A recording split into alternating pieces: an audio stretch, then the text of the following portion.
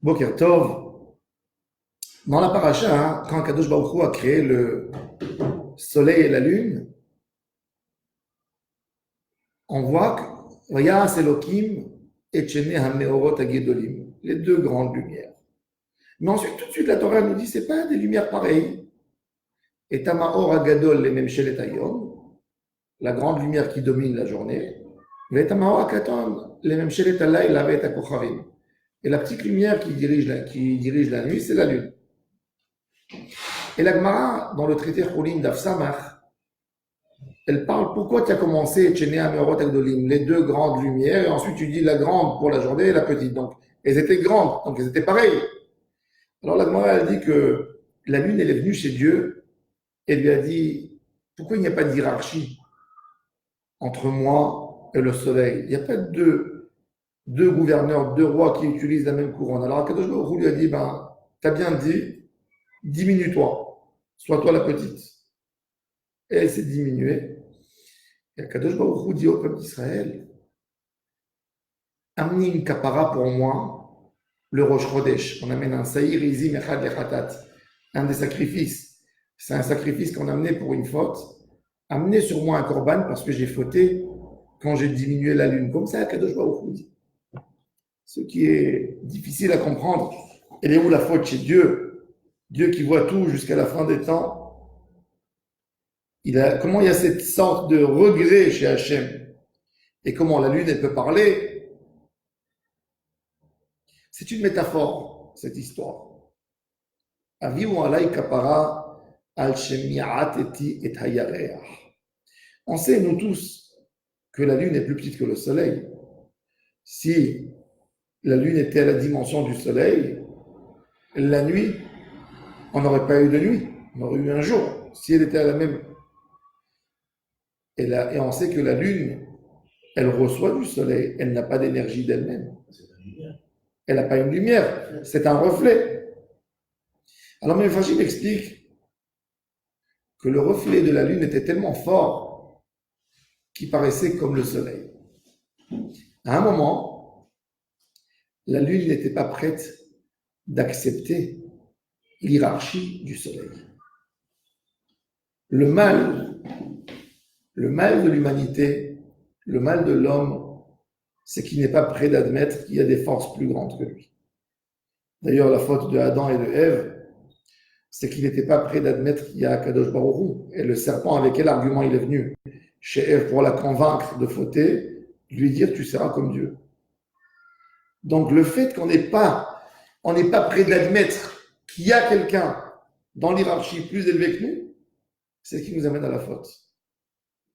Et Kadosh Baruch Hu nous dit en faisant ça, quand il a dit à la lune diminue-toi, quelque part, ce n'était pas une punition. Reviens à ta proportion.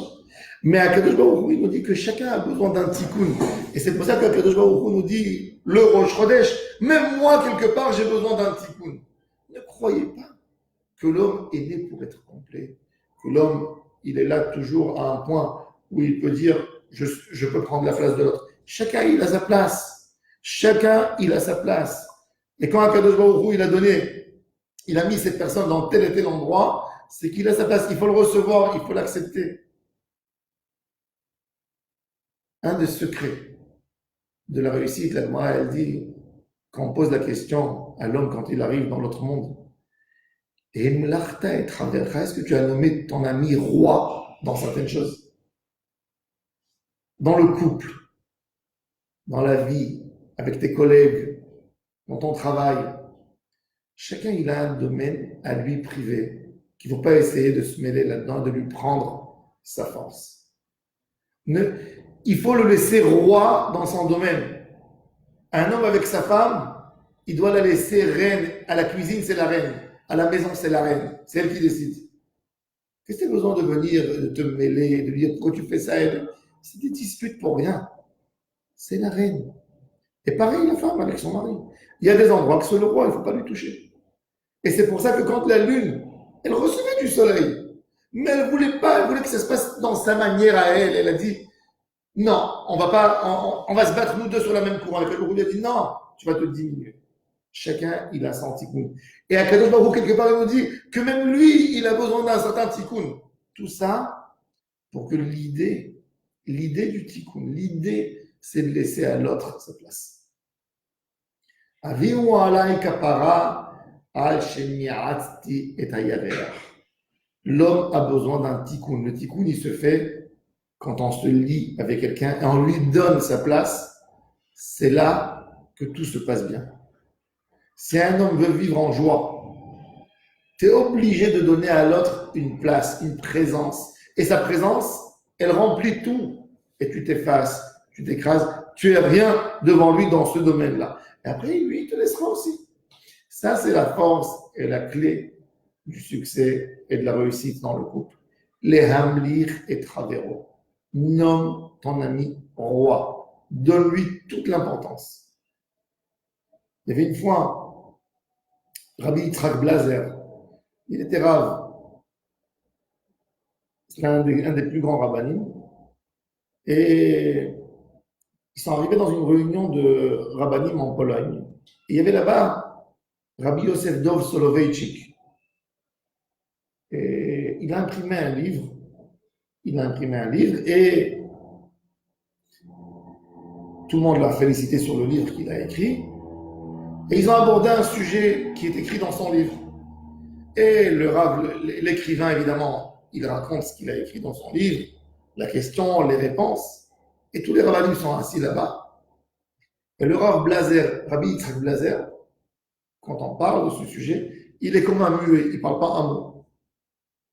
Quand le Rav Soloveitchik est retourné chez lui à la maison, il a dit à son fils, tu sais, ce Rav Blazer, ça ne me paraît pas un grand érudit en Torah. Il n'avait pas un mot à ajouter dans notre sujet. Et il a dit, tu sais quoi, amène-moi son livre à lui, je veux voir son livre. Qu'est-ce qu'il a écrit? On va voir. Et quand le Rav Soloveitchik a ouvert le livre du Rav Blazer, il a vu que tout le sujet qu'il a dit était mentionné dans le livre du Rav Blazer, et il avait rajouté encore des éléments. Et là, il a compris la grandeur de ce Rav Blazer, qui ne voulait pas lui prendre sa place, il ne voulait pas lui prendre son succès. Il a écrit un livre, il voulait lui donner tout son kavod. Il s'est effacé, il n'a pas dit un mot, il n'a pas dit moi aussi j'ai écrit. Puisqu'il a écrit tout ce que le Rav Soloveitchik a écrit, et il a même rajouté dessus. C'est sûr. Ça, c'est Emlach t'a donné le kavod à l'autre. Ce sentiment de roi dans son endroit. Combien de fois on est dans des endroits?